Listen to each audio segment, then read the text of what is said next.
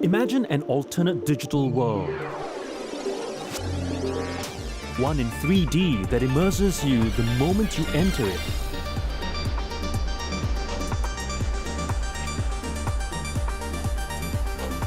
In this world, a digital you moves from place to place, unbounded by the laws of physics. This is the promise of the Metaverse. What's the hype all about? And what will it take for us to get there?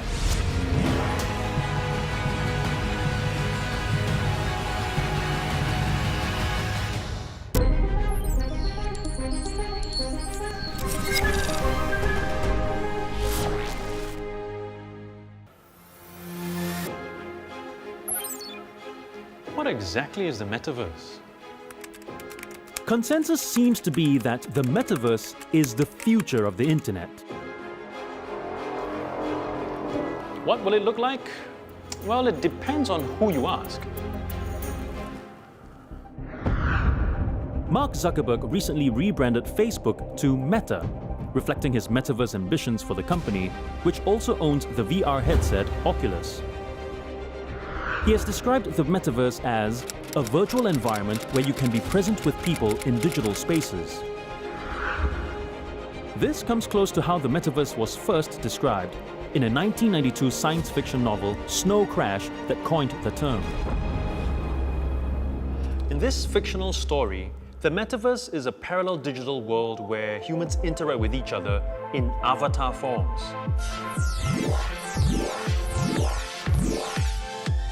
If this is the future of the internet and I'm going to be living a large part of my life within it, I want to know how it looks like. Oh my gosh, oh my gosh, oh my gosh. Okay, this one's fun. How immersive the future Metaverse will be depends, to an extent, on how realistically the physical world can be recreated in it. And the ability to create true-to-life 3D animation is a goal for those working on virtual world simulations, including CG artist, extended reality designer and author Cornel Hillman. We're looking at various trends that make up the idea of the metaverse. First of all, one big trend is gaming. So gaming is becoming a social thing where people just hang out. And then we have digital ownership, like people wanting to own a skin. And ideally, they want to take that skin, use it as an AR filter on, Instagram, and take it to Roblox or to Fortnite. And then, of course, the huge development in extended reality, being able to create realistic virtual worlds. Let's say I want my avatar to look exactly like me as I do in the physical world. How close are we to achieving that with the technology we have? There's a new technology by Epic Games called MetaHumans, and MetaHumans is a huge step towards that because it used to be extremely difficult to get realism in humans. Is there an example, like, can I create an avatar of myself in MetaHumans? Actually, yes, I prepared a little thing, so I was actually looking up some photos of you online. Okay.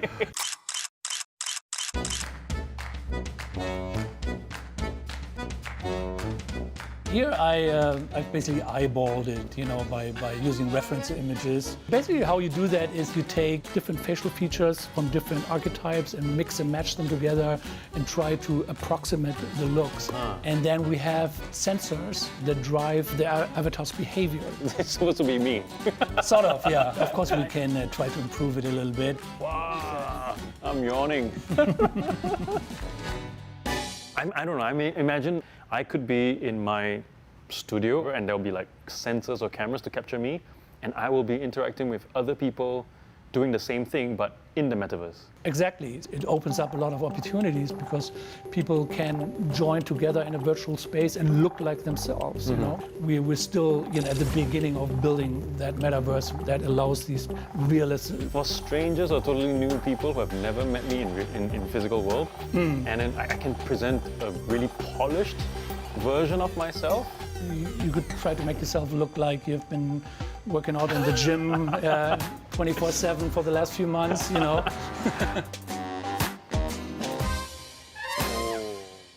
A hyper-realistic realistic virtual me that I can tweak to look however I want. I can see how that can be a big draw in the metaverse. But for me to want to spend time in the metaverse, I need to have more than just being able to tweak how I look. I want me, not just my avatar, to be living these experiences.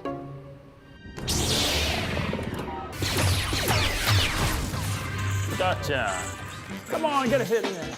And that, it turns out, can already be your reality, right in your own living room, Ah, I feel that, man. with consumer-grade VR sets. Come on, come on, come on. Give me your best. Ah. I actually felt that punch because of the haptic feedback from this vest that simulates a sensation of touch.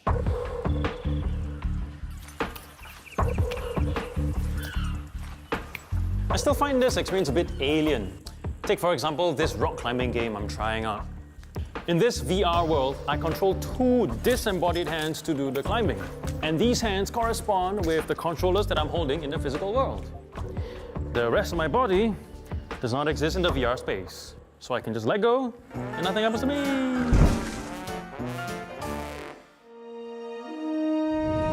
In order to experience the virtual reality world more immersively, with full bodies intact,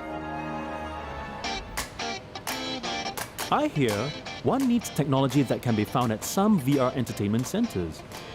The main difference for us is that we actually includes different technologies such as your motion tracking technology, so that we actually track your exact movement in the game. So it's more lifelike. If you're waving the game or you're tapping on your friend's shoulder, you'll see exactly the same thing in the game as well. So the players basically also wear the Yes, tracker. the trackers will actually tell the game to say that, okay, this is your left hand, this is your right hand. So these cameras actually capture all this feedback. That's why it allows us to form your in-game avatar, how tall you are, what you're doing, things like that. Okay, can we also play these games at home with the same or more or less the same experience? It can be done, but then to do out the whole system, it won't be economically feasible, I would say. A basic kit consisting of a haptic vest, headset, headphones, a computer, motion trackers, and cameras will cost a 6-digit sum in Singapore dollars. And that's just for one person.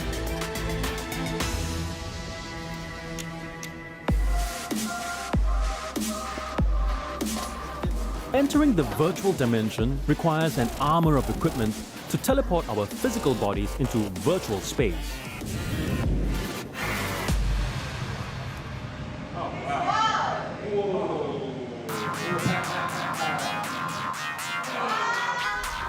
Once there, I'm able to intuitively navigate my virtual surroundings, see my torso and limbs, and operate virtual weapons, even physically interact with my friends.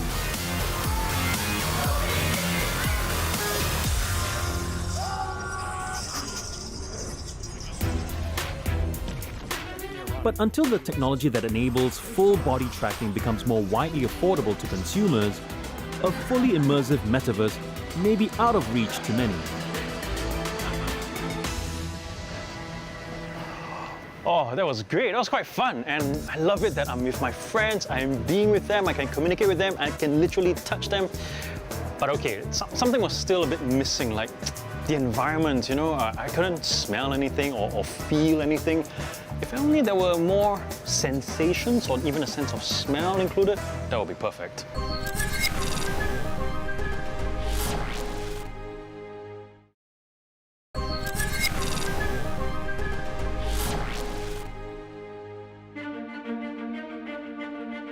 If Professor Yen of the KONUS CUTE Center has his way, this would be his version of the metaverse, rich with multi-sensory interactions similar to the real world.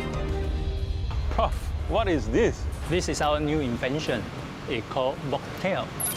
A Voxtail. Yeah, it's an invention which we can just pour a water, but that can change to different type of drink. Allow you to have a new type of drinking experience. Wow. Yeah, I will try to pour the water in first. And this is soda water? Yeah. All right, give me a drink right now. So I will give you something like a tequila. Oh, wow. A glass of soda turning into tequila? A modern-day miracle almost too good to be true. Cheers, I suppose.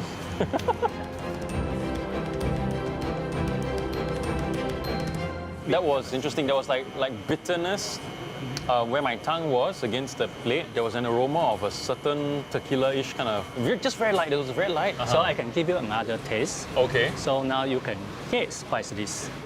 I see the color has changed. Oh, look at that. Yeah. Let's try again. This is a different drink. Cheers. Yeah. This is lemon. Correct. This is lemon. It's lemon. Yeah. The moment I put my tongue there was this acidity. So with a smell, and then that will give you a holistic experience. Right, so it's not just this, but I'm actually smelling Yes. the lemon drink as Yeah. well. And then because the yellow color, I think you already start to think something related to sour. And only when my tongue touches it, I'm like, oh, I'm feeling it or tasting it. Yeah, because basically, right, we use a very minor type of electric current, allow that to simulate your tongue. I see. So my tongue has to touch the metal Yeah. conductors. I don't know what you call this. It's an electrode. It's an electrode. So basically, I'm electrocuting my tongue. Yes, in a way, yes. Yeah, but it's because it's a microelectric, so it's super mild. So, by using a combination of electrodes, lights, and scent, the Vogtail tricks the mind into tasting a range of flavors. All right, I'm gonna try this again.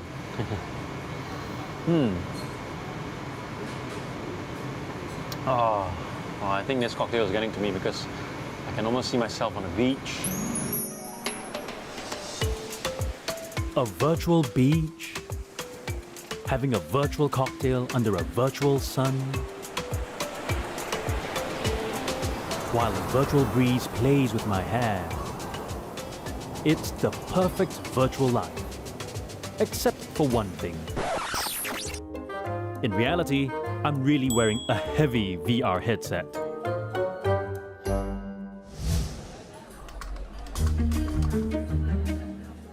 In another manifestation of a metaverse, there are no VR headsets, and you exist as an avatar. Popular open-world games like Roblox give a glimpse into this. And there is massive shopping to be done in these online worlds. And unlike the online shopping that we're used to, it's not for goods and services to be used in the physical world, but for our digital avatars.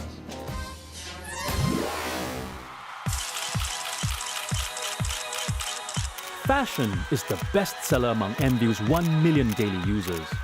And in May, the online world hosted a virtual fashion show that saw real-world designers collaborate with creators to produce digital outfits.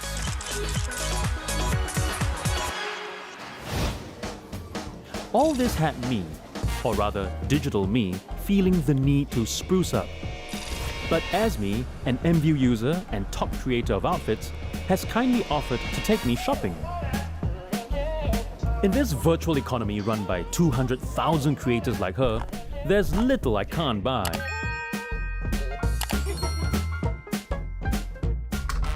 And it's not just products, but also services that can be shopped. Now, to pay for all this. Okay.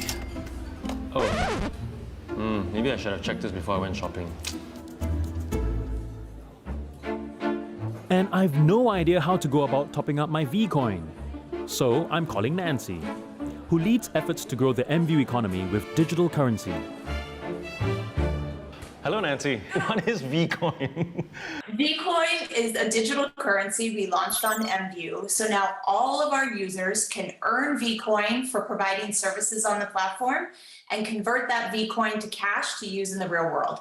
Oh, is that what V stands for? It's a virtual coin. That's right. What's the rough equivalent of one Vcoin in real world terms? So there's 250 Vcoin for $1. $1 US, that is. How do we earn the Vcoin right now? When you come on MView and you're given an avatar, you're probably going to want to get a personal shopper so that you can make your avatar as, personal and as beautiful and as fashionable as you want it. You're going to want to go into a nightclub and meet other people and dance. So that nightclub owner is going to pay a DJ to spend music for you all night long in that nightclub. So all of those people to earn Vcoin. So there is an idea of having a metaverse, like there are so many platforms and MView being one of them. How does Vcoin allow me to traverse from one virtual world to another? We believe that all of these virtual worlds will eventually be connected, and users are going to want to take their content, their earnings, their currency throughout these virtual worlds, you're going to need to allow users to have something like a Bitcoin that is transferable.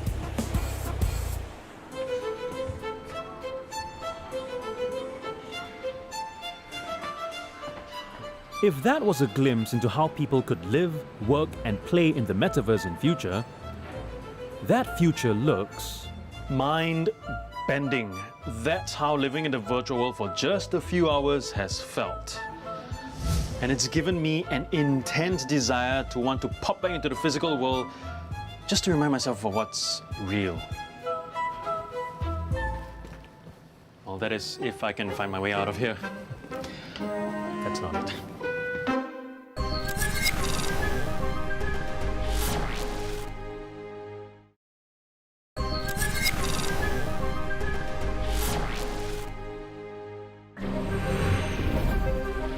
the metaverse looks set to be a part of our lives in the near future. But what are the implications when the lines between what's real and what's virtual are blurred?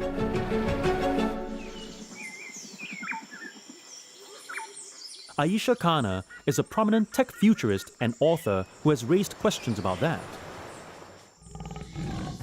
What are the issues that you think we need to pay attention to and to make sure that we try to regulate that?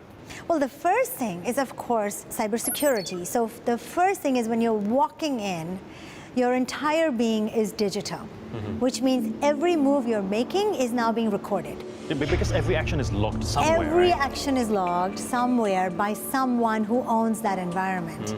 The second thing is, are we acting in violent ways? Are we doing digital harm to others? So there's this whole concept now of digital justice, especially in like a metaverse. I may bully you, I may attack you. Does that mean that you're not hurt, that your sense of self is not effective if I punched you in the metaverse? Who do I go to? We need to have activism, we need to have education, and we need to have governance that looks at how they're behaving and make sure that they're not negatively impacting the health of people or allowing cyber criminals to come in. Another potential challenge Ayesha had highlighted is that we might end up being so immersed in the metaverse, we neglect the physical world. Take love. With online dating, couples can still meet and verify each other physically. In an online world, everything unfolds virtually. So can love in the metaverse be genuine? To find out, I'm teleporting.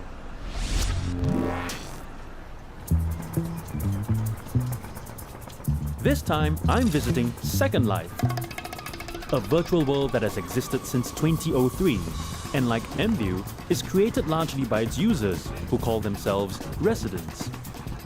I'm meeting my guide Draxter, a resident of Second Life for the past 14 years, and a documentary director in both this virtual world as well as in the physical world, where he goes by the name Bernhard Drax.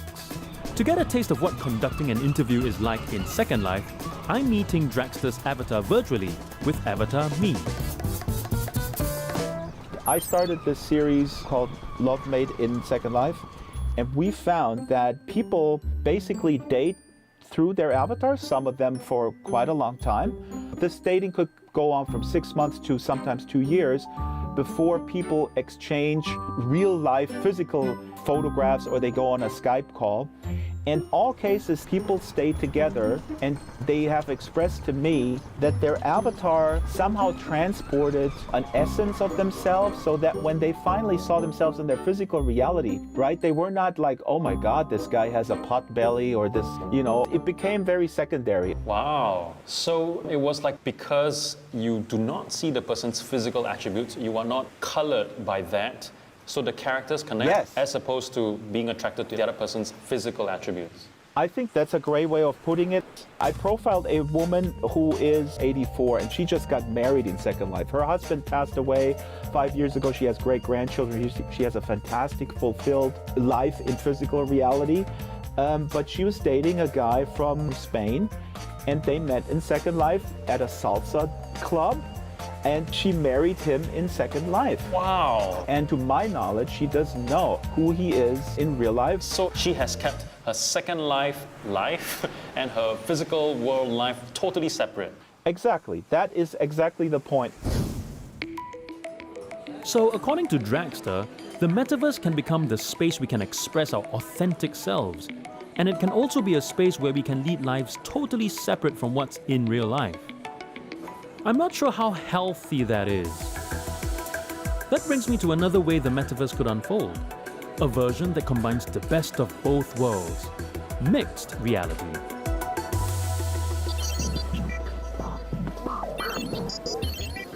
In such a metaverse, one can navigate a blended world with the help of augmented reality or virtual reality glasses.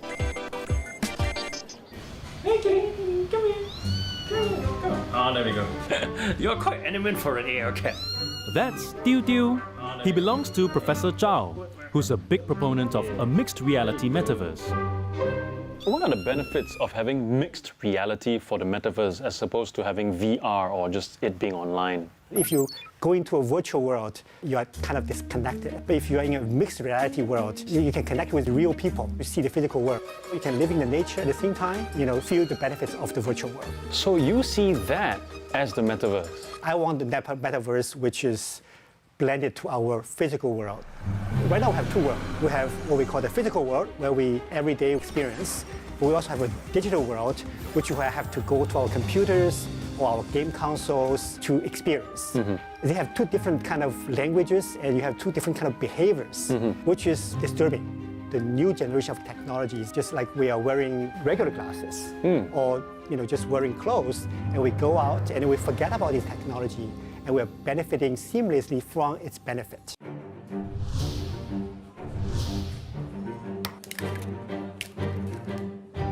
Call me old-fashioned, but I quite like my physical world with all its sensations. If I get to choose, I vote for mixed reality.